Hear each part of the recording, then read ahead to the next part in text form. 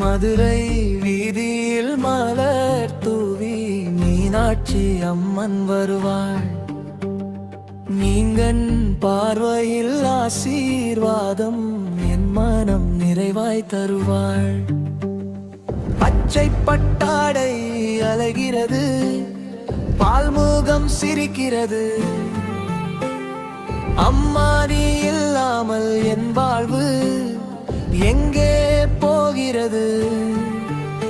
Mariam